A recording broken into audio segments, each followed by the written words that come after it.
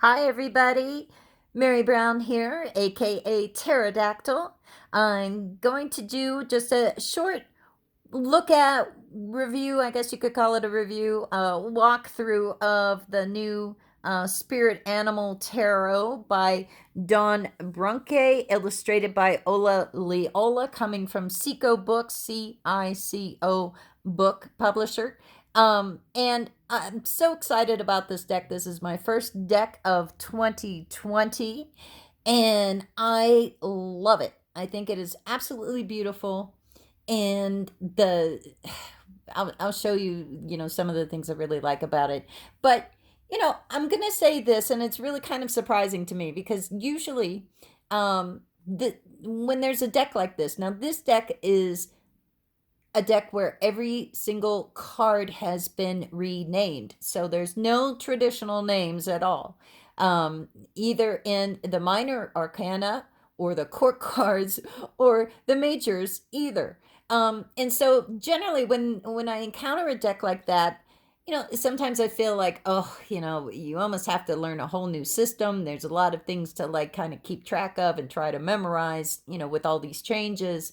But to me, this is probably the first deck like that I have felt like, okay, this is good for beginners as well. It's not going to take forever. It may take a day or two just to, kind of wrap your head around it, but it's not that difficult. And I think the changes make total sense. And if you're into animal decks or you're into spirit animals, I really think you should check this out. So let me show you what's going on with this. First, we have this box. We have this great sturdy box, bigger box, the little part lifts off there. There's an insert, cardboard, insert to kind of keep the cards in place with the book if you want to store them that way.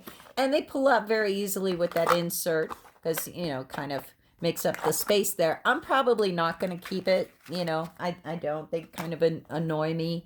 And plus, with the interior being so large, you have plenty of room to keep a crystal with your cards like I love to do. All right, so I could keep the energy of my deck cleansed and keep the cards charged. That's how I handle it, is with crystals. But yeah, it's a nice sturdy box. And the book. Here's the book. It doesn't look very big, but look, you've got color scans of each of the cards, which is terrific. I always think that's a plus when you get that. 95 pages of information in this. And, the book is really great, actually. Especially, because you need a book to come with a deck like this where everything's been changed. And so, what do we have in the book? Well, there's a page on what is tarot. It's a good explanation. I agree with the author that she talks about the Animal Wisdom Tarot deck in particular. And it's kind of funny because you see the name of it, the Animal Wisdom Tarot, but you also see that the deck itself is called the Spirit Animal Tarot.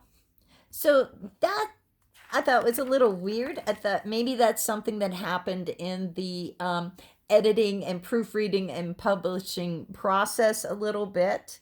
Because sometimes, she first started working on this deck in 2012, and maybe at that time, maybe she was going to call it that. And then probably what happens, another deck comes along and sort of takes that name, or she likes the idea of Spirit Animal Tarot better, or that could be a change the publisher did. But that did kind of strike me. It's like, okay, that's interesting. But, we can forgive that, right? And, what's great about that page on the Animal Wisdom Tarot, which is really on the Spirit Animal Tarot, she talks about, kind of the process of making this deck. And so, and she addresses, the differences in names. She says the deck blends traditional tarot symbolism and meaning with animal wisdom and guidance.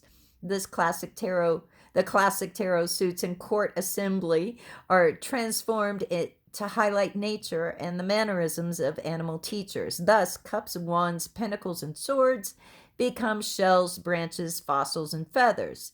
Page, knight, queen, and king are seer, seeker, nurturer, and guardian.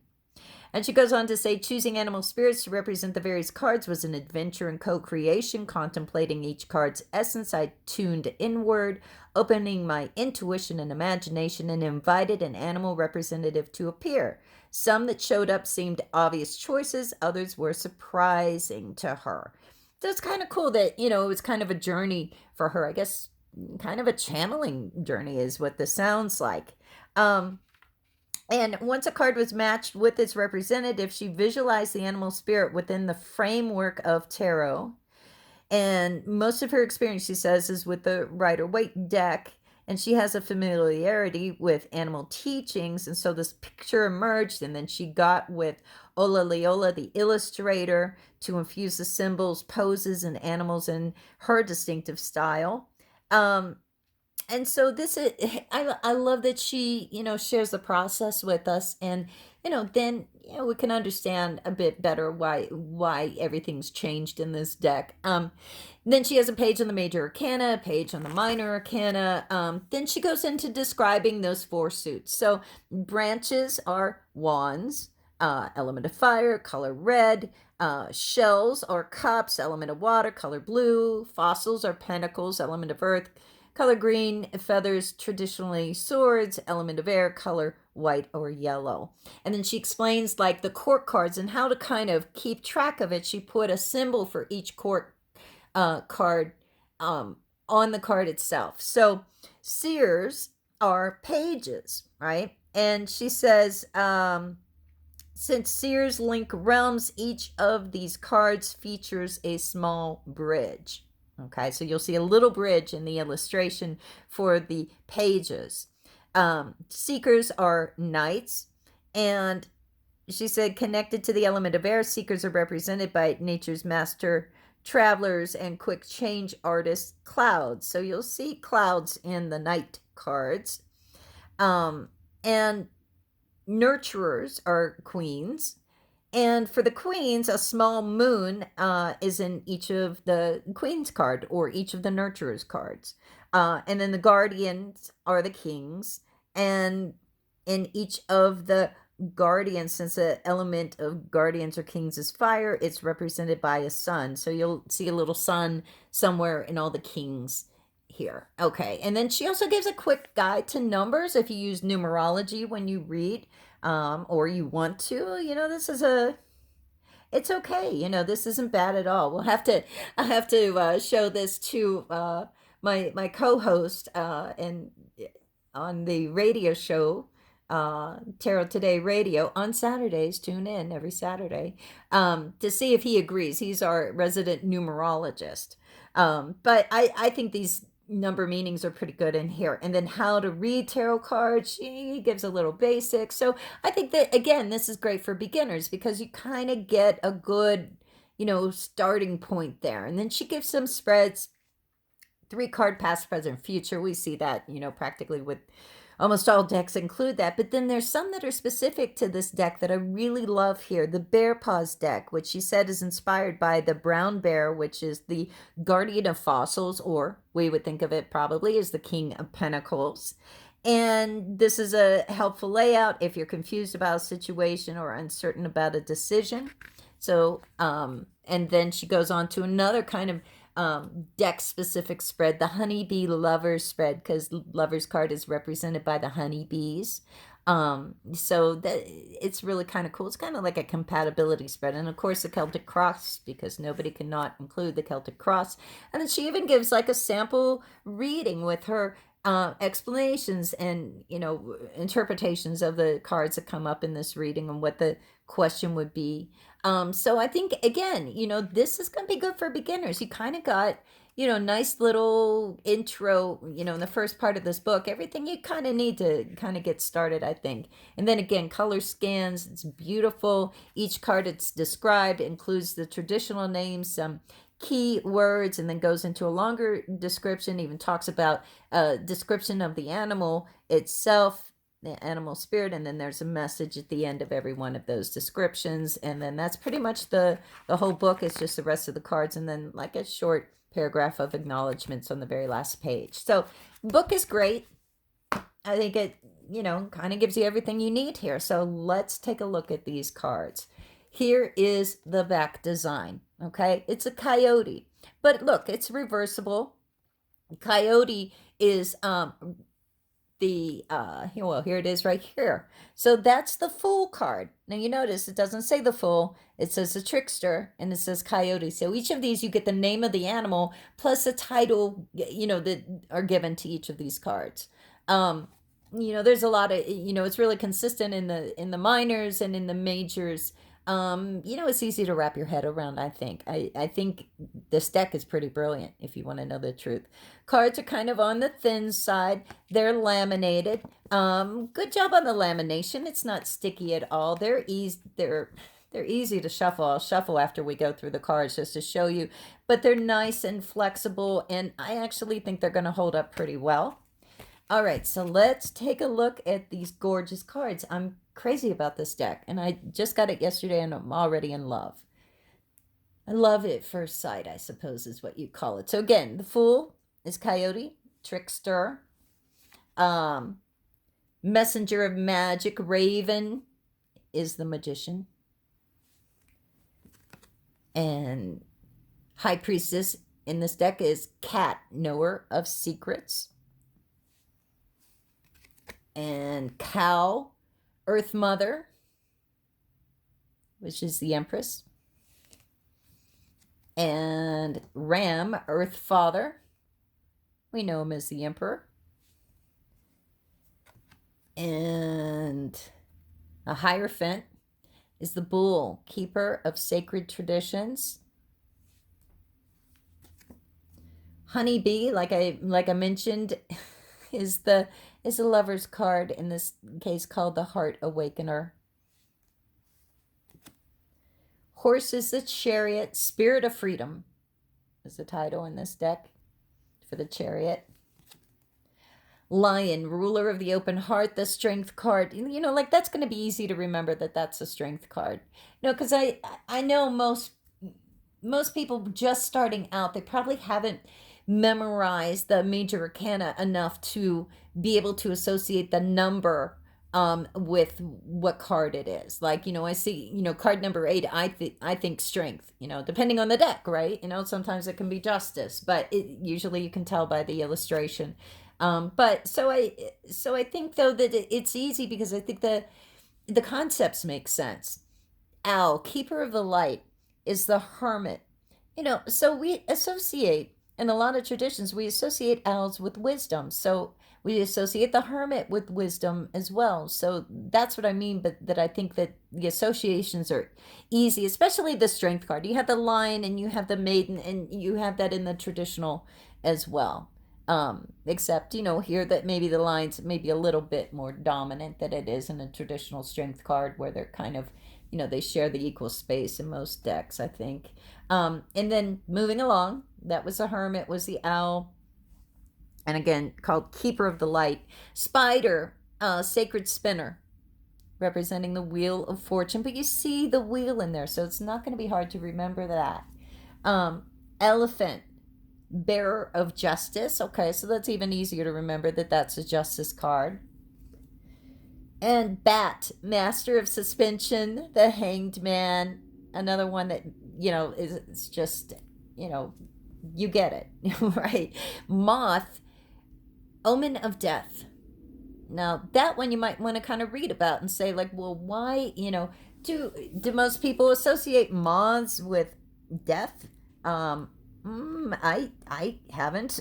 So let's just take an example of how the book explains something, and let me find card, the death card in here, or the Bat Master, or I'm sorry, that was okay. Here's the moth, Omen of Death, and what did they say? Associated with dreams, inner visions, and secrets of the night, moth navigates by moonlight and helps heighten perception of the dark.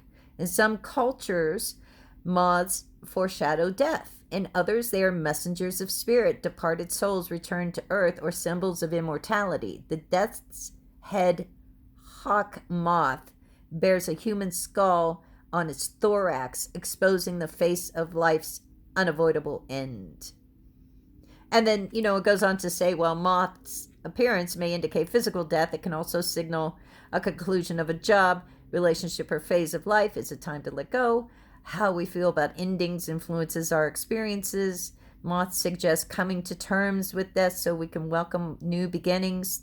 Thoroughly experienced a metamorphosis. Moth reveals how to ease through change, celebrate transition, and awaken to a larger experience. And they talk about transformation. So a lot of people, for us, less about actual physical death and more about transition, transformation, endings, and beginnings is how we look at the meaning of the death card. So it does really fit. And I learned something. I didn't know that there was a moth like that. I didn't know that moths symbolize that in other cultures. So it's really a cool deck. I love it. I just love it. Okay, that's a pretty biased statement. So there you go. I'm biased in this review, I suppose. Swan, Angel of Alchemy, or a Temperance card. Right? Because I think a lot of times we associate temperance with a sense of alchemy. Goat, this is probably my favorite devil card ever, right? Goat, Shadow God of Liberation is the title. And I just think that is the coolest devil card I've seen. Serpent, the Quickener, representing the Tower card. Okay. And you could kind of see it's kind of like wrapped around a tower. So you could get that that's the Tower card if you really look at it. And Peacock, the Illuminator, representing the Star card. Look how beautiful that is. I love the color in this.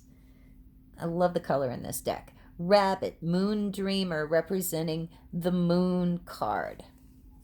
And we have Rooster, Call to Awakening, of course, representing the Sun card. And Crocodile and Butterfly, Masters of Discernment, representing the Judgment card. That's kind of interesting. And Whale, the all-encompassing representing the World card. So that's the majors. Now let's look into these suits and see, I feel like it's still pretty easy to recognize what cards these are. And so Bison is the Ace of Fossils, or Pentacles suit. Okay, fossils are pentacles. Earth element, it kind of fits. Fossils. Monkey, Two of Fossils. Now look, so that would be the Two of Pentacles. And you see kind of the classic juggling kind of thing with those pentacles there, or with the fossils in this case. And so I think that it's not that far away from the kind of classical depiction. When we think of Two Pentacles, we think of trying to maintain our balance. Sometimes it's about multitasking. So I think that the illustrations, the way the figures are posed, makes sense too. Like this one, Three of Pentacles, the Prairie Dog representing the Three of Pentacles with the Three of Fossils, of course, in this deck, working together, as you can see the Prairie Dogs doing. When we have the Four of Fossils, the Rat looks like he's kind of hoarding those fossils there. So classic Four of Pentacles, it makes sense. Five of Pentacles, Donkey, Five of Fossils, and Gorilla, Six of Fossils, or Six of Pentacles. Deer, Seven of Fossils. Beaver, Eight of Fossils. Beaver's hard at work there. And we have the Nine of Fossils, or Nine of Pentacles, represented by the Wolf. And Dog, representing the Ten of Pentacles. I love this Ten of Pentacles card. I love it. It is totally the feel to me of the Ten of Pentacles. Look at that sense of comfort and family and home life. You see the puppies playing in the foreground there. You see the little boy being comforted by the dog. It makes perfect sense to me. Okay, and so now let's get into our first court cards here. So here we have the seer of fossils represented by the raccoon. So this would be the page of pentacles, and there's that symbol for the page is the bridge in the background there. So it's easy. I think it's going to be pretty easy to get used to the name changes in this deck. In this case, here is the llama representing the seeker of fossils, or the Knight of Pentacles.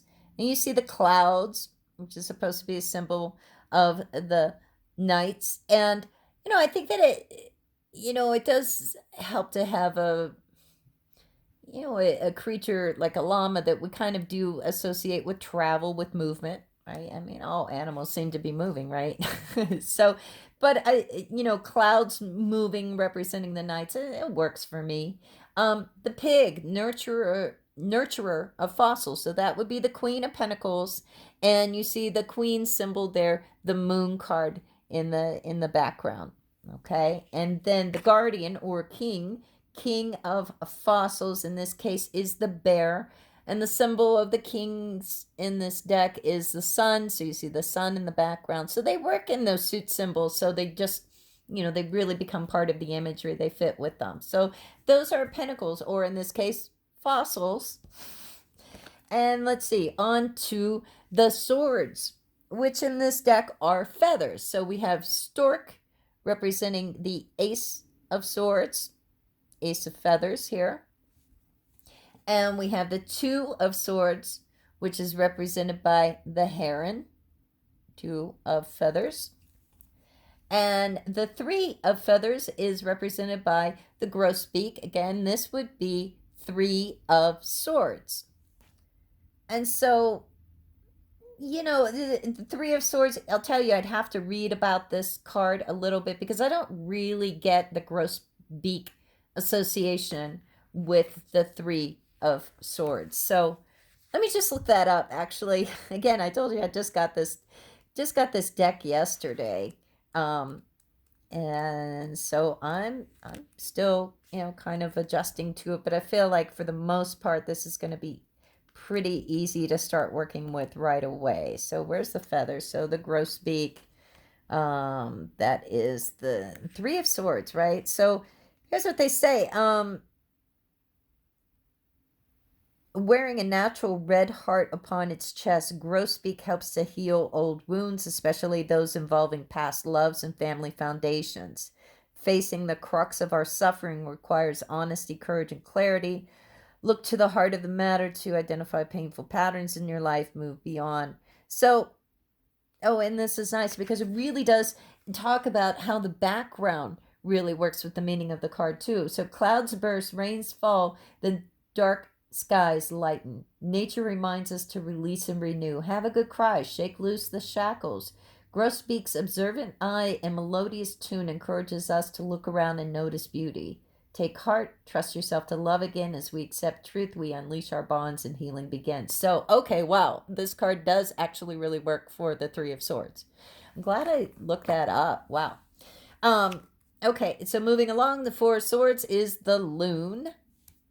And the blue jay, which this made total sense to me, is the Five of Swords. If you've ever watched a blue jay behave with other birds, Five of Swords would make total sense, or in this case, Five of Feathers. Six of Feathers, pelican.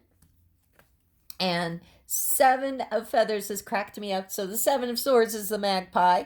Again, perfect. I think that's a perfect animal representative for the Seven of Swords. They're always stealing things. Albatross, Eight of Swords.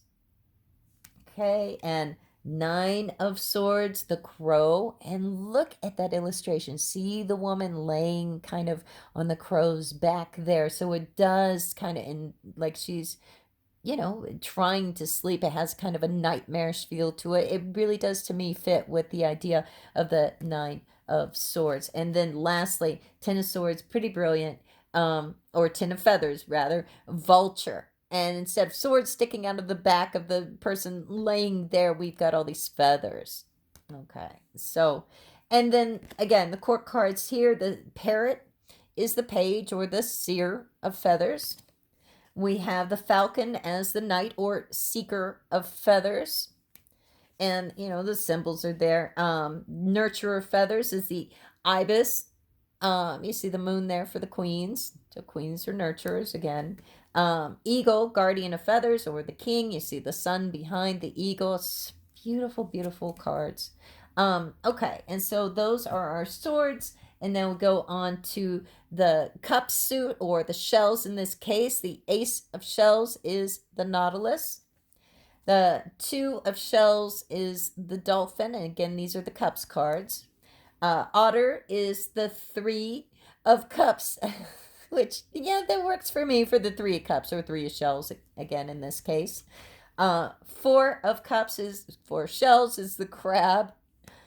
And jellyfish is the five of cups. We have manatee for the six of shells. Again, this is the cup suit we're looking at. They're called shells. Sea lion, seven of shells. The octopus, eight of shells. Salmon, nine of shells. That's a great nine of cups, the wish card. And, salmon, is thought to be associated with luck and happiness. I just think it's a beautiful card. And hippo, I love this one too. 10 of shells is the hippo. So the 10 of cups, look at that. And kind of the rainbow of shells in the background. And then we go into the cups, court cards, or in this case, the shells. So the seer of shells is the penguin. You got the bridge symbol for seers or pages in the background. Polar bear is the seeker of shells or the knight. You got clouds representing the knight in the background. Sea turtle, nurturer of shells. There you go. You got the moon representing the queen. So queen of cups, sea turtle, and king of cups. This is kind of interesting to me. Is the shark, which I don't know that, that would be one that we'd immediately associate with the king of cups, a shark. But guardian of shells, in this case, is the cups, and you see the kind of sun coming through the water representing the kings. So those are our cups cards. And then last but not least are branches. Now branches, this is easy to remember that these are the wands cards, right? Branches, we think of wood, we think of fire associated with the wands energy. So branches, we in a lot of traditional decks we see branches with little leaves growing on it. But so this is the ace of branches, or the ace of wands, we would think of it, and represented by snake. And we have the salamander representing the two of wands or two branches in this case. And again, salamander is, one of those classical creatures associated with the fire element anyway. Okay, and the three of wands, three of branches, toad. Four branches, firefly. Scorpion, representing the five of wands, five of branches. Six of branches, hummingbird. Oh, look at that, so pretty. And lizard, seven of branches. And if you look at the posture of the lizard there, it does kind of give that seven of wands kind of vibe to it. Again, these aren't so hard to figure out. The positioning of the figures, I think, is really in keeping with a lot of the Rider-Waite imagery, just like jaguar with the 8 branches flying through the air. For the 8 of wands, it's very simple to connect that. 9 of branches is the lynx. And 10 of branches is the scarab beetle. Okay. And then we get into the court cards. Seer of branches is the fox, so that would be the page of wands. Camel is the seeker of branches, or the knight branches, knight of wands, right? Leopard, the nurturer of branches, so that would be the queen of wands. And then finally, tiger, guardian of branches, or the king of wands there. All right, so that is the Spirit Animal Tarot, again, by Dawn Brunke, illustrated by Ola Liola. I think this is a beautiful deck. I think it's perfect for beginners. Oh, and last but not least, I wanted to show you just the ease of shuffling these cards, because the cardstock is thin. They are laminated, but they don't stick. And I riffle shuffle. And as you can see, like, it's just no problem. And I have, notoriously small hands. And, they are larger cards. So let me just see, what do I have? It's like a standard deck here handy. Oh, this is, let's see, I don't see my rider weight right there off the bat. But, to me, this is a standard size deck. This is the riderless weight, actually. And you can see, like, these are, they're bigger in size, right? But they're not so big as to make shuffling difficult. And I think it really does help when you have larger size cards that they are flexible. That makes it easy to shuffle. But as you can see, like, totally no problem. They're holding up well. Nothing's catching here at all. So there we go. All right, so I hope that you enjoyed this quick little look at the Spirit Animal Tarot. And seriously, if you're into animals and you're into tarot, I think this deck is really worth checking out. This may easily be, and I have several animal tarot decks, animal themed tarot decks, and this may very well be like immediately like my favorite one. All right. Talk to you guys later. Don't forget to tune in to the Tarot Today radio show every Saturday, 2 p.m. Eastern, 1 p.m. Central Time. Join our Facebook group if you have not yet, the Tarot Guild on Facebook. Also, join the Tarot Guild. Join our website. It's free to join. And it's kind of like Facebook for tarot lovers and enthusiasts and readers. We do have courses that we offer that you can find through the Tarot Guild. But it's really fun. You can chat with other people into tarot and without all the annoying aspects of Facebook. And you can find that by going to thetarotguild.com. And you can also join our Facebook group, Tarot Guild on Facebook, and also our Psychic Talk Radio Facebook group as well. You can find us on Blog Talk Radio. But anyways, I hope to see you guys again soon. Bye bye, everybody.